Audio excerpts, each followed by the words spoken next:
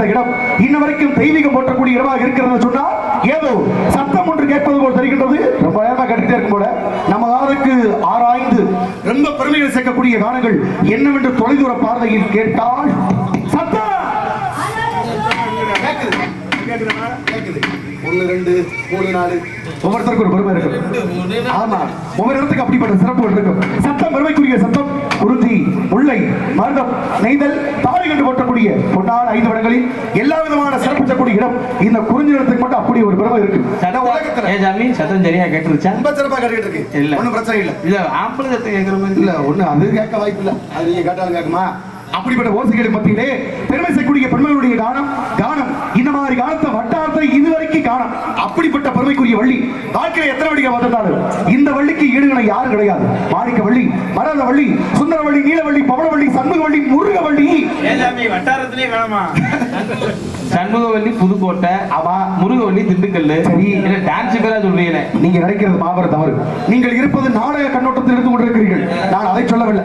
அப்படிப்பட்ட பெருமை செய்யக்கூடிய பொன்னான வள்ளி அதற்கு அப்பாற்பட்ட பெருமை சேர்த்துக் கொண்டிருக்கார். நீங்க சொன்ன மாதிரி மாணிக்க வள்ளி, முருகவள்ளி எல்லா வழியும் இங்க இருந்து போன வழிகள் தானே. அப்படிப்பட்ட வள்ளிகள் இருந்தாலும் அவர்கள் எல்லாத்தையும் ஒன்னா சேர்த்து பார்த்தோம்னா ஒரே வழியா தெரியாது சொன்னால் அது இந்த பெண்ணா மட்டும் இருக்கும். அப்படிப்பட்ட பெருமையான பெண்மகள் வந்த இடத்துல ஆளோட வாழணும் சொல்லக்கூடிய ஓம் என்ற பெருமை பொருள் முருகனுடைய மந்திரத்தை சொல்லிக்கிட்டே இருக்கா. அப்படிப்பட்ட முருகனுடைய காலங்கள் எத்தனையோ சிறப்பு இருக்கு. பல இடங்கள்ல போனோம்னா ஒண்ணு சொல் புத்தி இருக்கணும், இல்ல சொந்த புத்தி இருக்கணும். இதுல ரெண்டு எந்த புத்தி இருந்தாலும் படிச்சுக்கலாம். ஆனா பல பேர் என்ன பண்றது, சொல் பேச்சையும் கேட்கறது இல்ல, தாழ ஒரு முடிவு எடுப்போம்னா எடுக்கிறது இல்ல. ரெண்டுக்கு சம்பந்தம் இல்லாம புதுசா ஒரு முடிவு எடுத்து இருக்கதையும் எடுத்துட்டு போறது வாழ்க்கையில பல பேருடைய சூழ்நிலை இருக்கு. இது யதார்த்தமாக நடக்கிற சம்பவம். இதை மாற்ற முடியாது. பூலகத்துல அப்படி ஒரு மனுஷன் பூனையை போய் ஆத்துக்குள்ள குளிப்பாட்டிட்டு இருந்தா, பூனையை ஆத்துக்குள்ள குளிப்பாட்ட சும்மா இருக்குமா? வழி போக்கே வழியில ஒரு மனுஷன் வழியில போயிட்டு இருந்தாலும் பாத்திருக்கேன். ஏன்டா அந்த தேவையில்லாத வேளாக்குற பூனையை போய் ஆத்துக்குள்ள குளிப்பாட்டியே மூச்சு தண்ணி சாக போதுரா? என்னங்க அது உண்மைதான் இருந்தாலும் இருக்கலாம். ஆமா, அவர் அணியில் கூட சொன்னாலும் பரவாயில்ல, இதுக்கு வந்து பூனை அது தேவையில்ல, அதனால இதுக்கு சம்பந்தம் இல்லாத ஒரு ராமரா இருப்பாங்க. ஆக அப்படிப்பட்ட சூழ்நிலையில ஆத்துக்குள்ள குளிப்பாட்டமா வழியில பார்த்து சொல்லிட்டேன் தேவையில்லாத வேலை தம்பி, இதை விட்டுங்க தம்பி, பூனை மூச்சு தண்ணி செத்து போயிரு, தேவையில்ல விடுப்பான்னு சொல்ல. அவன் பார்த்திருக்கேன். உனக்கு இது தேவையான வேலையா? எனக்கு தெரியாதா? ஏன் பூனை நான் எப்படி வளர்ந்து போவேன் உனக்கு தெரியா? ஏன் பூனை ஒண்ணு உள்ள இருக்கு. ஆக அப்படிப்பட்ட சிறப்பு. அப்ப பாருங்க, இவ்வளவு பெரிய கூட்டத்தில் அவன் பார்த்திருக்காங்க. உனக்கு தேவையான வேலை அதை பார்த்து பூனையை நீ வாங்கி கொடுத்தியா? ஒண்ணும் பண்ணல. சோறு போட்டியா? அதுவும் போடல. அப்புறம் ஏன் விட்டு பூனையை நீ எதுக்கே அவன் சொல்லிக்கிட்டு இருக்க? உன் வேலையை பார்த்துட்டு போயான்னு சொல்ல. மறுபடியும் சொல்லிருக்க, திரும்ப சொல்லி ஆத்துல குளிப்பாட்டாத மூச்சு தண்ணி செத்து போற. எனக்கு தெரியும் நீ பாத்துக்க போயாட்ட. அந்த போயிட்டேன். போயிட்டு மறுபடியும் அதே வழியில வந்தா பூனை செத்து கிடக்க சுத்தி உட்காந்து அழுதுகிட்டு இருந்தா. வடக்குனா ஆத்திரம் தாங்க பத்தி சொன்னாலையா? என்ன சொல்லிட்டு போனேன்? என்ன சொல்லிட்டு போனேன்? குளிப்பாட்டாத மூச்சு தண்ணி செத்து சொல்லல. அநியாயமா உன்னால அநியாயமா ஒரு பூனையை கொண்டு விட்டிய. இது தேவையான வேலை ஏன்டா பார்த்தேன்னு கேட்க. அப்பதான் அவன் சொன்னானா பூனை அப்படியெல்லாம் ஒண்ணு சாவலன்னா. அப்புறம் எப்படா சத்தச்சு சொல்ல, நான் தான் பூனை ஈரமா இருக்குன்னு சொல்லி இப்படியே கையில வச்சு ரெண்டா புளிஞ்சினானா. புளிஞ்சே கொண்டிருக்காயா பூனைய. ஆக பல்வேறு கோணங்கள்ல அவரவர் எடுக்கிற முடிவு அவரவர்களுக்கு ரொம்ப சாதமா போயிட்டு இருக்கு. அப்படிப்பட்ட சிறப்புக்கு மத்தியில ஏதோ ஒரு பொறுமையை செஞ்சாலும் எந்த ஒரு காரியத்தை செஞ்சாலும் நம்ம செய்யக்கூடிய சரிதானா அப்படிங்கிற பட்சத்துல 4 பேர்த்த அறிவுரை கேட்கிற தப்பு இல்ல. அறிவுரைகளை எங்க வேணா கேட்டுக்கலாம். ஆனா தனக்கு எது சரிப்படுதோ அதை வச்சு பொறுமையை சேர்த்தாதான் நல்லா இருக்கும். அடுத்தாலும் சொல்லக்கூடியதான் சரி சரின்னு ஏத்துக்கிட்டு போனோம்னா கடவுள் நமக்குன்னு ஒரு மூளையை தனியா படிக்க வேண்டிய விஷயமே இருக்காது. அப்ப மூளைக்கு ஒரு வேலை கொடுத்தா தான் எல்லாருக்கும் பெருமை இருக்கும். பல பேர் மூளையை போய் மூளையில வச்சு விட்டு சும்மா இருக்கத்தான் செய்யுது. ஆக அப்படி வைத்து விடாமல் மூளைக்கும் சரியான வேலை கொடுத்தா தான் எல்லாம் சிறப்பா இருக்கும். எல்லா காலகட்டத்திலுமே ஒவ்வொரு விஷயமே அதிசயமா தெரியும். எல்லா பொருளும் எல்லா காலகட்டத்திலும் அதிசயமா தெரியுமாட்டா அந்தந்த காலத்துல வரக்கூடிய பொருள் அதிசயமா இருக்கு. அடுத்தடுத்து மாறிக்கிட்டே இருக்கும். ஒளிவரிக்கு கண்டுபிடிக்கப்பட்ட காலகட்டத்தில் இது அதிசயமா இருந்துச்சு. இதுக்கடுத்த கருவி இன்னொரு கருவி வரும்போது இது அதிசயமா தெரியல, அது அதிசயமா தெரியுது. மிருதங்கம் கண்டுபிடிக்கும் போது ரொம்ப அதிசயமா இருந்துச்சு. அதுக்கடுத்த கருவிகள் வரும்போது இது அதிசயமா பார்க்காம அதை பார்த்துக்கிட்டு இருக்காரு. ஆளுநர் பார்க்கும்போது அதிசயமா தெரிஞ்சிருக்காரு. அதுக்கடுத்த கருவி வரும்போது இது அதிசயமா தெரியல, அது அதிசயமா தெரியுது. ஆக என்ன அர்த்தம்? நாளுக்கு நாள் ஒவ்வொரு பொருளும் எது அதிசயமா தெரிஞ்சுச்சோ அது நாட்கள் செல்ல செல்ல அதிசயமா தெரிறதே இல்லை. இதுதான் உலகத்துல பெருமூட்ட விஷயம். இது பொருளுக்கு மட்டுமல்ல மனிதர்களுக்கு அப்படித்தான். ஒரு பார்வையில பார்க்கும்போது அதிசயமா தெரியும். அப்புறம் போக போக அவ்வளவுதான் போல அப்படின்னு தெரிஞ்சு வச்சுன்னா அப்புறம் கெட்டு போயிடுது. பூடத்துடைய சிறப்பு. அப்ப எது நிரந்தரமான அதிசயம் கேட்டீங்கன்னா அதிசயம் மட்டும்தான் நிரந்தர அதிசயமாவே இருக்கு. எந்த ஒரு பொருள் நிரந்தரமான அதிசயமே இல்லை. இருக்கக்கூடிய காலகட்டங்களில் எப்படிப்பட்ட சூழ்நிலையில நம்ம இருக்கிறோம் பார்க்கணும். பார்க்க சூட்சமே தலையில மாறிக்கிட்டே மாறக்கூடிய உலகத்துல நம்ம மட்டும் மாறாம போயிட்டு இருக்கோம்னா எதுக்கு? இந்த பூமியில அப்படிப்பட்ட சூழ்நிலைகளை மாற வேண்டும் என்பதற்காக. வண்டி வேகமா போயிட்டு இருக்கோம்னா வேகத்தை குறைக்கிறதுக்காக முன்னால வேகத்தடை ஒன்று போடுவாங்க பாத்திருக்கீங்களா? வேகத்தடை போடுறதே வேகத்தை குறைச்சு ஓட்டுறது காத்து. ஆனா நம்மால என்ன பண்றது, வேகத்தடை பக்கத்துல ஒரு பாதையை போட்டு அதுக்கு ஓட்டுறது தாண்டி போறது. இது நம்மால கண்டுபிடிச்ச அற்புத மூளையா இருக்கு போல. அப்ப அதுல ஒரு பாதையை கண்டுபிடிச்சு ஓடுறது. சரி, வேகத்தடையும் தாண்டி எல்லாம் போய் என்ன விழுந்துட்டான்னு வச்சுங்களேன், ஐயப்பா கை காலுக்கு என்னாச்சுன்னு பாக்குறது இல்ல, நம்ம விழுந்ததை யாரும் பார்த்துட்டோம் சுத்தி பார்த்துட்டு இருக்கா. இப்படிப்பட்ட நாகரிகம் இருக்குல்ல. அப்ப எப்படிப்பட்டு போய்கிட்டு இருக்கு, நம்மளை யாராவது பார்த்துருவாங்களா கீழே விழுந்ததை பார்க்க அச்சப்புற உலகம் இருக்க தவிர நமக்கு என்னாச்சுன்னு பார்க்கறதே இல்ல. கீழே விழுந்த மனிதனை தூக்குறது இல்ல, அங்க நின்று பல பேர் எடுக்கிறது. கீழே விழுந்து விட்டார் என் நண்பர்களே, இவர்களை தயவு செய்து காப்பாத்துங்கள், அப்படி காப்பாத்தி விட்டீர்கள்னு சொல்லி அங்க இருந்து ஒரு ஆள் எடுக்கிறது. அதை பார்ப்பேன், நீ இதை ஏத்தி விட்டாலும் பரவாயில்ல, இது அமர்த்தலாம் முத, நான் பாதியில்லாத படைச்சுக்கிறேன்னு சொல்லி இங்க செல்போன் அப்படி காட்டிக்கிட்டு கையை கொடுத்து தூக்குனாலும் எந்திரிச்சிருவேன். அதுக்கு 4 பேரும் இங்க எடுத்து போட்டு கீழே விழுந்துட்டேன் அப்படின்னு பொறுமையா இருக்கு. அதை கூட மாதிரி ஏத்துக்கலாம். பல பேர் இன்னைக்கு செல்போன்கள்ல பாருங்களேன், இது சாய்பாபாவினுடைய புகைப்படம், இதை 30 பேருக்கு ஷேர் செய்யாவிட்டால் உனக்கு 30 நிமிடங்களில் கெட்ட செய்தி வந்து சேரும். இதை சாய்பாபாவுக்கே எனக்கு தெரியாது. இதை நம்மால பொருளியை கிளப்பி இது ஊர் உள்ள வந்துகிட்டு இருந்து அதை 30 பேருக்கு அனுப்பி அனுப்பினவனுக்கு 30 தடவை வந்துகிட்டு இருக்கு. ஒண்ணும் பண்ண முடியல. சரி, போனது போயிட்டு போட்டோம். நம்ம இப்படிப்பட்ட சூழ்நிலைகளை நம்ம எந்த பாதையில போய்கிட்டு இருக்கோம், வாழ்க்கையினுடைய சிறப்பு என்ன தத்துவத்தை எதிர்த்து கொண்டா எல்லாம் சிறப்பாக இருக்கும் என்ற பாதைகளை கையாண்டு கொண்டு பெருமையை சேர்க்க வேண்டும். எப்படிப்பட்ட ஓசையோடு இந்த பெண்மகள் இருக்கிறார் என்ற தத்துவத்தை பார்க்கும்போது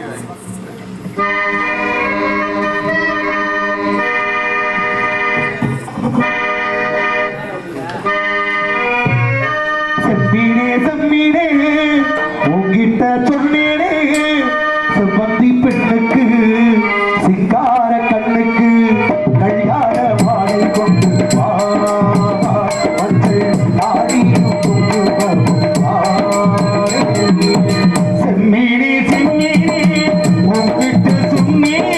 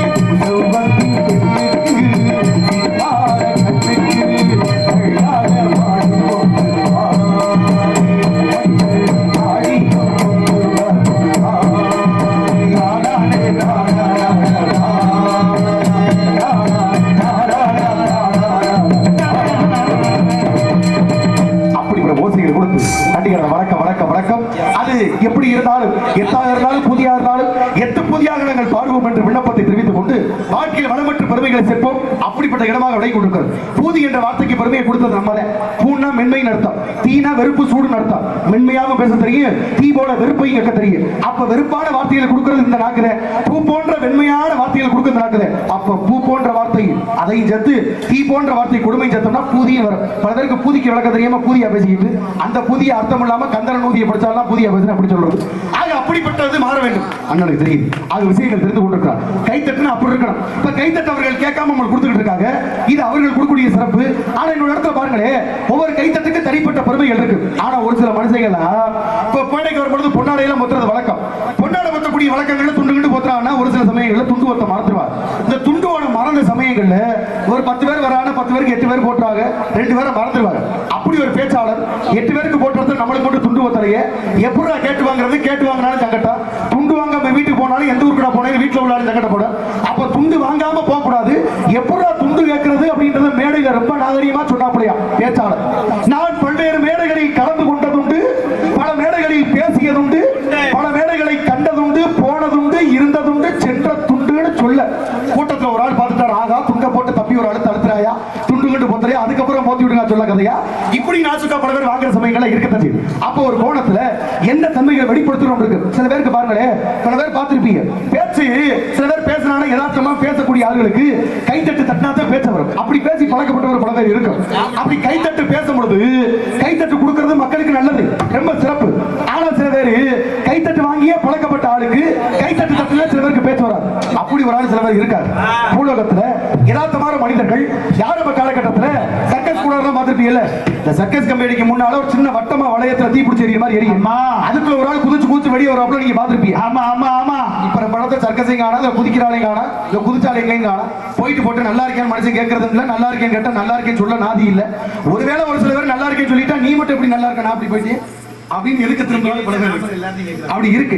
அப்ப இந்த வட்ட வளையத்துக்குள்ள குதிச்சு வெளியே வந்துட்டே இருப்பாப்லையா. இதை ரொம்ப நாளா ஒரு திருடைய பார்த்துட்டே இருந்திருக்கேன். பார்த்து சும்மா இருப்பானா, நேரம் போய் கேட்டாலும் தம்பி இந்த வட்டத்துக்குள்ள குதிச்சு வெளியே போயிட்டு வந்துருக்கீங்க, எப்படி அவனால முடியுது? அப்படி ஒருவேளை குதிச்சு உள்ள போயிட்டு வந்தா உனக்கு எவ்வளவு கிடைக்கும்? என்ன கிடைக்கும்? கூட்டம் அதிகமா தான் 150 கிடைக்கும். அப்படியே கூட்டம் இல்லைன்னா ஒரு 10-20 கிடைக்கும். இவ்வளவுதானா? 150க்கு இந்த வட்டத்துக்குள்ள உள்ள போய் குதிச்சு வரியா, நீ வருத்தப்படாத. இந்த சின்ன வளையத்துக்குள்ள உள்ள போயிட்டு வந்தா உனக்கு ஒரு நாளைக்கு 150 கிடைக்கும். ஆனா நான் சொல்ற வளையத்துக்கு உள்ள போய் இறங்கி ஒரு பொருளை எடுத்துட்டு வந்தீங்கன்னா உனக்கு ஒரு நாளைக்கு 500,000 போட்டு தரேன்னு திருடை கூட்டு சத்தானா. அது சர்க்கஸ்ல விடாத தப்பு. சரி கூட்டு சத்தம் நடக்கும், 500,000 கிடைக்குதுன்னா எந்த வளையத்துக்குள்ள இறங்குவோம்னே வாங்கினே கூட்டி வாங்க. கூட்டி வேணா 12-1 மணி இருக்கு, இறங்கு நேரம் ஊரே தூங்குது. ஒத்த வீடு மாதிரி இல்லாம 10-15 வீடு சேர்ந்து இருக்கு, ஒரு பெரிய வீடு. வீட்டுக்குள்ள ஒரு சின்ன துவாரம், இந்த திருடை கூட்டிருக்கேன். ஐயா இங்க வாங்க, நான் சொன்ன பாத்தீங்களா அதே அந்த ஓட்டை, அதுக்குள்ள இறங்கி உள்ள பொருளை சாமான மட்டும் எடுத்துட்டு வந்து எடுத்துட்டு வந்தீங்கன்னா உனக்கு 1000 2000 சேர்த்து தரேன்னு சொல்ல. அவன் பார்த்திருக்கேன் இந்த சின்ன ஓட்டை அதை காட்டு சிரிச்சா தான் உள்ள இறங்கிருவேன். ஆனா இறங்குனால அதுல ஒரு சின்ன விஷயம் இருக்குங்க. என்னையா சின்ன விஷயம் இருக்கு? இதுக்கு முன்னால நான் எங்க வேளாத்து தெரியுமா, அம்மா சர்க்கஸ்ல வேளாத்து அந்த வட்டத்துக்குள்ள குதிப்பேன். அதை பார்த்தா நான் கூட்டியாந்தேன். இந்த வட்டம் சின்ன வட்டமா இருக்கேன், அதுக்குள்ள எப்படி நான் குதிச்சு வெளியே வருங்க நினைக்கிறீங்க? ஏன் சத்து கொஞ்சம் மக்கள் ஆரவாரமா கை தட்டா வந்தீங்களா? கை தட்ட தட்ட தட்ட தட்ட என்னைய அறியாம அந்த வட்டத்துக்குள்ள பூந்து வெளியே போயிட்டு வந்துருவேன். அப்ப ஏன் பங்கு கால் பாதிங்க, முக்கால் வந்து மக்கள் கை தட்டக்கூடிய கை தட்டினால்தான் உள்ள போயிட்டு வெளியே வரேன். இப்ப அதுக்கு என்னடா பண்ணணும்னா, இந்த ஓட்டைக்குள்ள இறங்கி நீ சொன்ன மாதிரி பொருளை எடுத்து வரணும்னா ஒரு 10-20 பேரை கூட்டி அந்த கையை தட்ட சொல்லு, அப்பதான் இறங்குவீங்க. அப்பதான் அவரு தெரிஞ்சு ஆகா என் கூட கூட்டு வச்சோம்னா நம்மளுக்கு வேட்டில வச்சிருவாங்கன்னு கதையை முடிச்சுக்கிட்டு போன கதையெல்லாம் பல பேருக்கு இருக்கத்தான் செய்யுது. சரி போயிட்டு போட்டோம். அப்படிப்பட்ட சூழ்நிலையில நாம் யாரோடு நட்பு வைத்திருக்கிறோம் என்பதை பொறுத்துதான் வாழ்க்கை பெருமையா இருக்கு. எவ்வளவு பெரிய ஆட்களா இருந்தாலும் சேர்ந்த இடம் சரியா இருக்கும்போது பிரச்சனை இல்லை.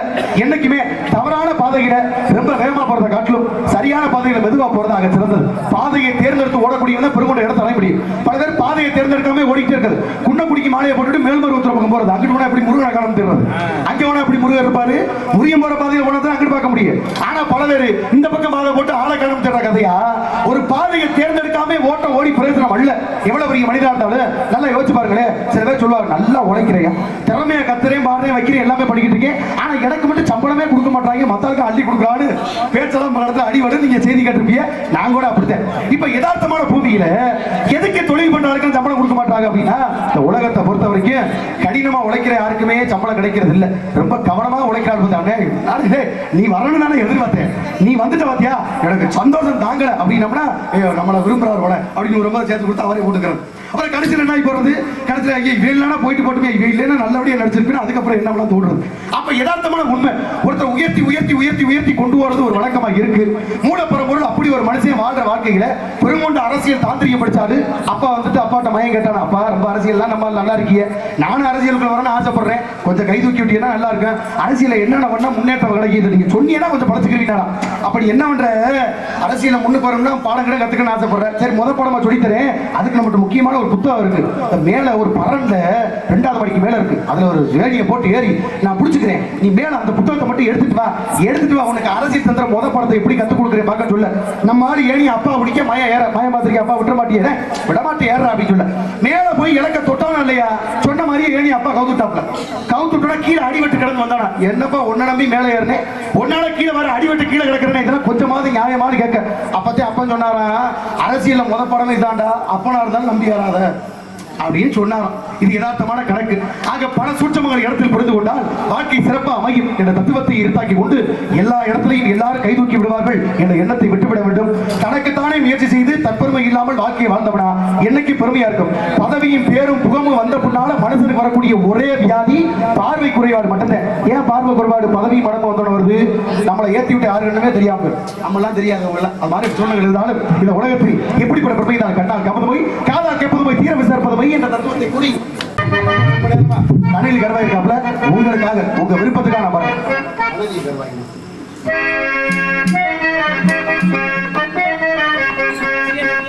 கனவில் கருவாகி புனலில் உருவான கந்தனூர் என்ற ஊர் கனமும் மறவாமல் தினமும் நினைக்கின்ற மனிதர்களின் சிந்தையூர்.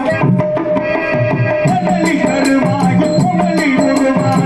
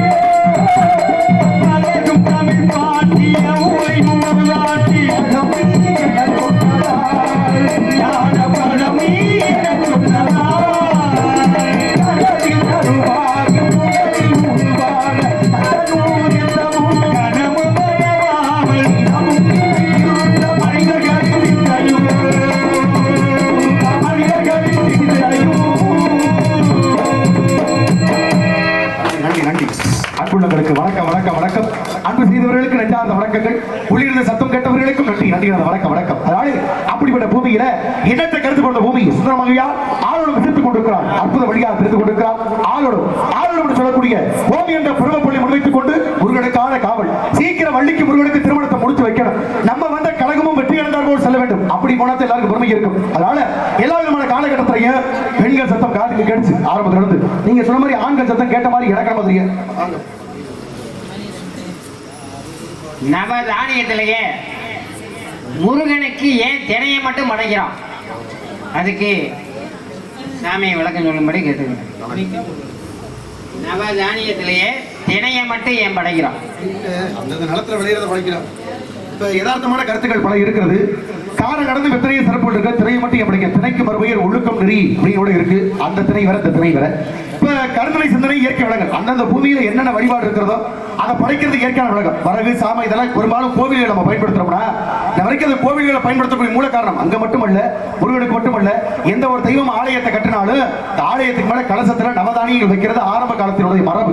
எதுக்கு அந்த மரபு உருவாகுது அப்படின்னு கேட்டீங்கன்னா, இடிகள்லாம் இடிக்கக்கூடிய காலகட்டத்தில் இடிதாங்கின்னு ஒரு கண்டுபிடிக்கிறதுக்கு முன்னாடியே மேல கலசத்துல இந்த மாதிரி வரகு சாம இந்த மாதிரி முக்கியமான பொருளை வைக்கும் பொழுது பெருங்குண்ட இடி இடிக்கும் போது அந்த தாக்கு பிடிக்கக்கூடிய வல்லமை அந்த கோபுரத்தினுடைய கலசத்துக்கு உண்டு. அதனால எவ்வளவு பெரிய ஆளா இருந்தாலும் இந்த வரைக்கும் கோயிலுக்கு மேல வீட்டை கட்டக்கூடாதா, மாடி எடுக்க கூடாதா நம்மால் சொல்ற வழக்கம் இருக்கு. ஏன் இடிகள் விழுந்தால் வீடு தாங்காது, ஆனா கோவில் தாங்கிக்கிறோம். அப்படிப்பட்ட இடிதாங்கிய பயன்படுத்தக்கூடிய திணைகளை உள்ள வச்சு பயன்படுத்தி எந்த ஆலயமா இருந்தாலும் வச்சு படைக்கலாம், தவறு அல்ல. அது முருகனுக்கு மட்டுமல்ல, முருகனை பத்த தாய்கிறது எல்லா தாய்க்கும் அது உரித்தான ஒரு திணை. அது மட்டும் இல்லாம குறிஞ்சிரத்துக்கே சிறப்பிக்கக்கூடிய சிந்தனை கருத்தின அந்தந்த நிலத்தில் விளையக்கூடிய பொருளை வைத்து வழிபாட வரக்கூடியது தமிழுடைய மரபு. அப்படிப்பட்ட மாண்பு குறையாமல் முன்னோர்கள் எப்படியே நாமும் அவளியே சொல்லி திணைகளை படுத்து பெருமை சேர்த்துக்கிட்டு இருக்காங்க. அங்க கலசத்துல இருந்து வைக்கக்கூடிய வழிபாடு எதுக்குன்னா, இடிதாங்கிய ஆரம்பத்தில் நம்முடைய தமிழர் நாகரிகம் கருதி பண்பாடு குறையாமல் வைக்க வேண்டும் என்பதற்காக வச்சனானது இன்ன வரைக்கும் சிறப்பு இருக்கிறது. ஒரு காலகட்டத்தில் பிரளயத்திலே பூமியிலேயே இருக்கக்கூடிய நெல்லெல்லாம் அரைச்சுக்கிட்டு போனாலும் கூட மேல உள்ள கலசத்தில் இருக்கக்கூடிய நெற்களை எடுத்து பயன்படுத்தக்கூடிய விவசாயத்திற்கு பயன்படுத்தக்கூடிய வழிபாடு பூமியில் இருந்தது. அதுக்காக வச்சிருக்காங்க. வணக்கம் வணக்கம் அன்புள்ளங்கள் நன்றி. எனவே வருகிறார் காவலாளி அவனை சந்தித்து மேலும் பெருமையை சேர்க்கும் அன்புள்ளங்களுக்கு கைத்தட்டியவர்களுக்கு நன்றி. வணக்கம் வணக்கம்.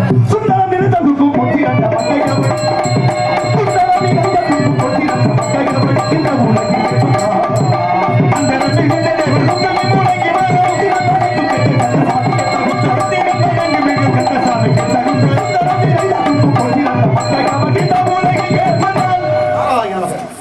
என்னடி ரக்கம்மா